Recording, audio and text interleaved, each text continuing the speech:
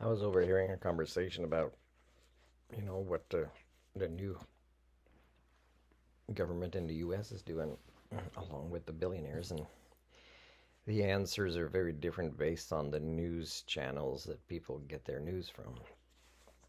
And people even say, even when they're not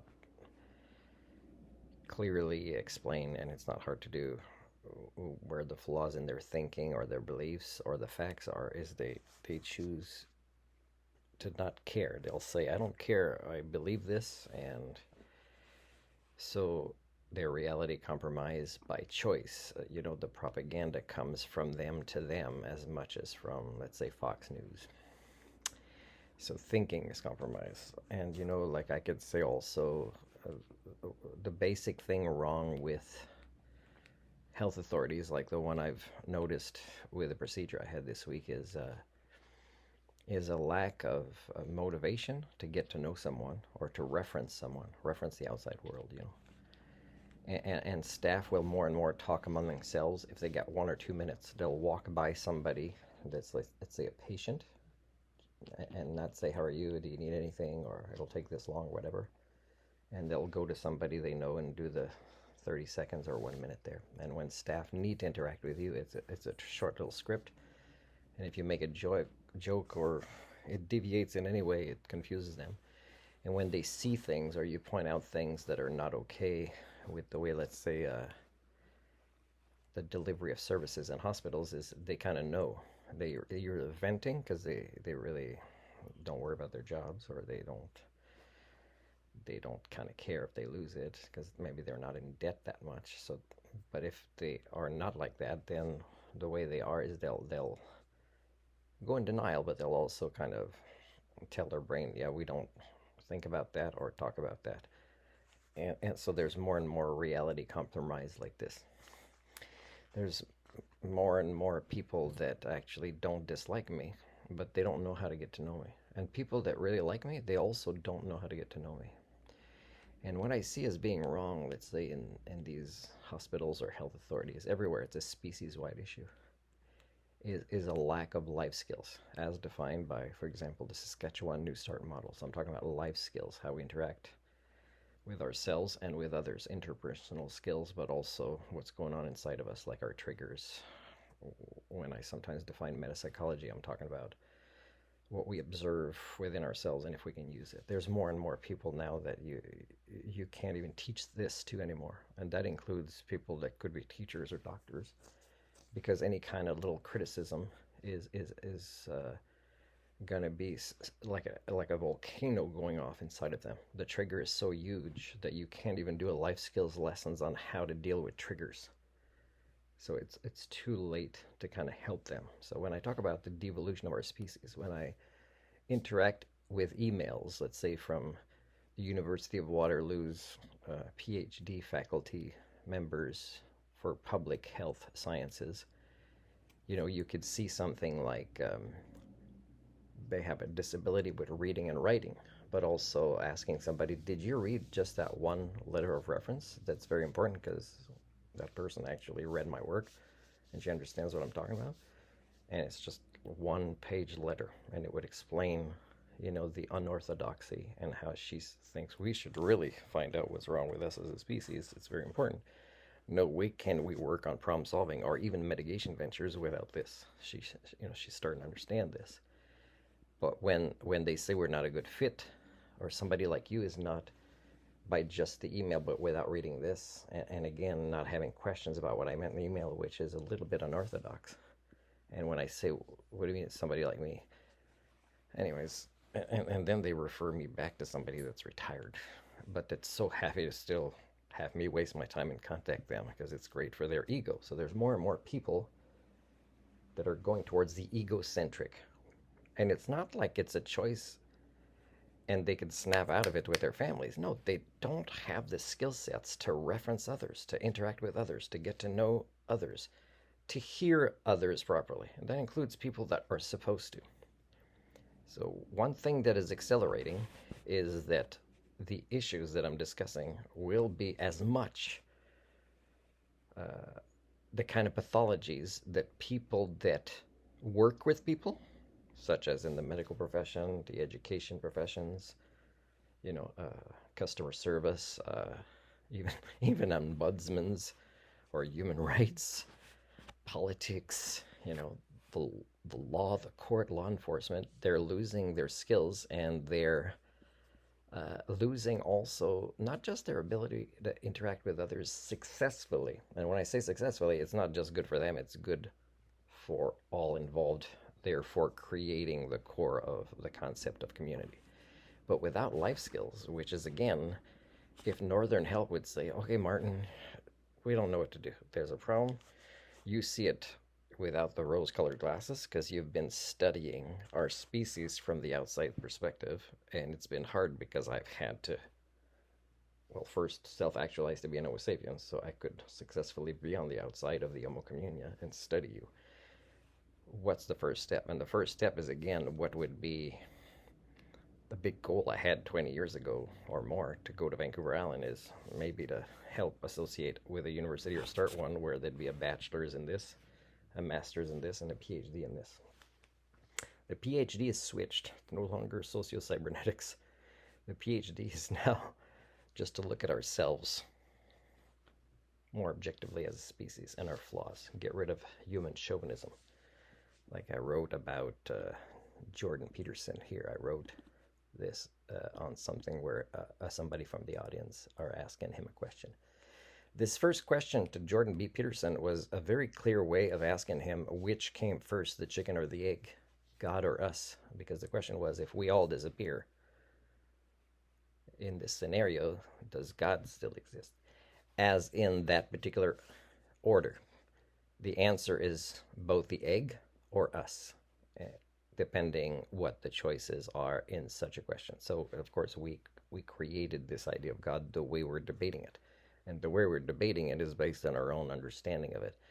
Is you either believe it at the time and you'll have all these ways to kind of rationalize it in your arguments, or you don't. Or you do, but you don't need to put it in everything, right? And of course, the egg, the way the words are being used is, of course, the egg came before the chicken.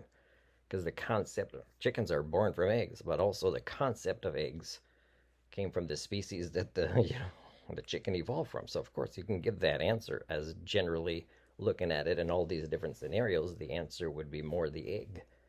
Same thing would be more us. We came before God. And God again is how we manifest it in our behaviors. It has nothing to do with an actual identity that exists, right? So if somebody thinks I killed you as an infidel because my God told me to, well, no. Is maybe you told your God to tell you to, and now you're using him as an excuse, like it's that irrational.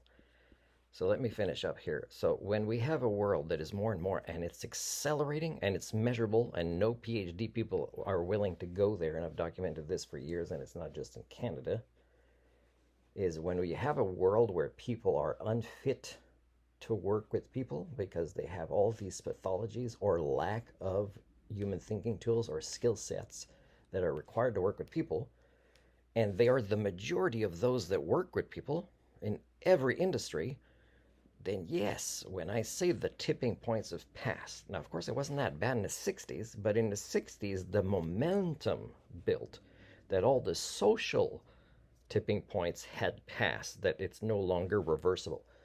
Because it's not like in the 60s we were about to become aware of this as a species, these flaws in us, and then all these kind of, I don't know, wellness centers or personal development or self-actualizing centers or schools or whatever existed, and they were just waiting for people to show up, and finally they were going to become aware and show up and do this. No, it's not like it was like that. The tipping points were passed. So again, the big idea for me 20-something years ago was to do a bachelor's that prepared people to have, an Homo sapien operating system. And then the master's was more related to, being the chicken, because the egg wasn't there to do this, but it was to kind of talk about the proper worldviews that we should have that aren't going to devolve us, but evolve us and increase the chance of us not being a plague to this planet. And a PhD would have been socio-cybernetics, the fine-tuning, the systems thinking, the existential kind of planning for us in the long term as a strategy. So, of course, that's not even possible, and it's not even something that I've met people that I would trust to talk about these things with, including if I went to a conference where people claim to be socio-cyberneticists, but they can't be in the same conversation as me because they're not really social scientists, for example, right? And if they are like most anthropologists, is they can't really study us objectively. So what I wrote at the end of this part for Jordan B. Peterson is then Jordan makes some false claims about us as a species based on his own human chauvinism. For example, he says we could recognize us in a mirror. No, you can't even see through your own mask. You can't see yourselves clearly in a mirror. And there's a lot more species that could recognize themselves in a mirror. You just have to do that research and also realize that's not the only way to see if somebody's aware or conscious as a species. This is followed by false claims about other animals based on his quick impulse to anthropomorphize and anthropomorphize his response. And that means putting kind of human ideas or values or concepts onto an animal and judging them. For example, a cool drawing that I put back on my Facebook not that long ago, reshared, is some old guy sitting at a table, some old white guy, and he said to make the test fair, and all these animals we'll just do one test, climb that tree.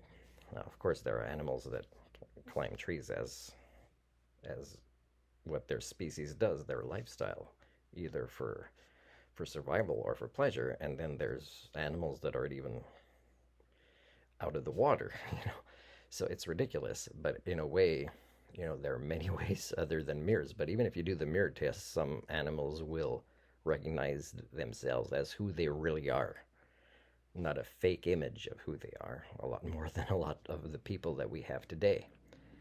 They're fake. They sell an image, and then their effort for self-actualization goes down because that's who there is around them. They hang out with people who won't challenge their fake image because they don't want to be challenged for their fake image. So it devolves. These are some of the cultural or mimetic patterns that have helped devolve our brains.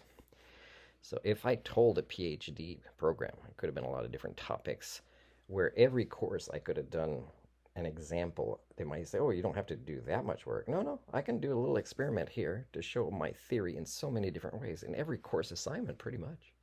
It could be just interviewing people in the class by this question I designed and say, you know, what's your response to this? And it shows what I'm talking about when it comes to a variety of human domestication syndromes that devolve our brain. But it could also be to just do MRIs, for example, and show that things that are negative are happening to our brains within a short amount of time and devolving them. So I said a psychologist in this comment relating to Jordan B. Peterson in this other channel where, you know, people judge his answers very differently than his fans would from the same clip. A psychologist for people will never be that good unless he, she, it also becomes a psychologist for other land mammals. And then I put a wink, you know, because for me that's something I've understood for a long time, and that's why I kind of call myself that. And I've showed videos of myself working with other animals very successfully. And now more and more people are getting what they should be getting from people's as rewarding social interactions, but they're getting it from what they call pets that they own. They say, I say life partner, but you know, people say pets or dog, and they're great. And then they'll say, oh no, my cat or dog's that great, but they still don't understand the complexity of how evolved their animal friend is, because they only kind of will reject somebody's argument because there's nobody else in their life satisfying their social interaction needs, right? And it's not like people aren't there. It's people often don't have the skill sets, while their dogs and cats have the skill sets to interact with them in a way where they feel witnessed or understood or cared for. It's not something we can give to each other anymore. And I said, finally, it is important to discuss the oxymoron and or incongruence and or anthropocentric propaganda of Christian values as a statement, which uh, with such topics also, it looks like I made an error. I'll have to go back. So it's true, we have to discuss that we're kind of debating big ideas, and we use one tiny little interpretation to believe this gigantic, a view or motivation of, let's say, Trump. Oh no, Trump wants this, it's good. Yet he makes decisions that I was trying to finish telling, but people don't. They just, I'm starting a sentence and it's too much for them. They kind of change the subject, or they start talking based on the first sentence when I wanted to say four sentences. So I can never finish explaining to them, not specifically what's wrong with their brains, but what's wrong with the norm of interpreting Trump. Like, Trump is not a systems thinker. He has no access to systems thinkers that I've seen. And it would have to be one hell of a supercomputer systems thinker that would show that his impulsive decisions with intentions that may or may not be good, crap, I think he does something like this, is it would be a supercomputer would have to prove to us, how could such an impulsive, ridiculous response or drastic or extremist type of response or decision or order that he signed that he's proud of, and yet if you ask, he'll say, oh yeah, I could not, or maybe, but he'll sign it. So you can tell it's like this.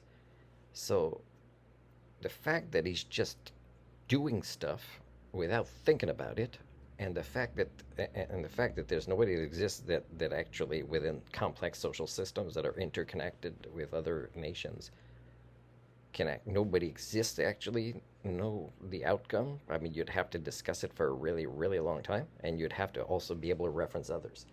Because if you discuss it for a long time, for days, if something happens, like tariffs, then you have to know how it comes back to you in different ways. There's a lot of different things that are interconnected, including some of your goals will be defeated because you didn't think far enough with something like this. And of course, he wants to put America first. And of course, that means that he has to kind of find money to do things because, he's not going to get it out of his billionaire friends, right? He's going to get it in ways that, yes, some of it is corruption, but I'm sorry, but you guys are corrupted. So that means you should be getting some out of yourselves. But the people that believe in them, because they know everything's crazy, they need to believe these drastic, impulsive gambling with large percentages of the lives of the people he's supposed to be a public servant to is not crazy, then it's crazy, right? He's going to stay in power because people are crazy and they get crazy.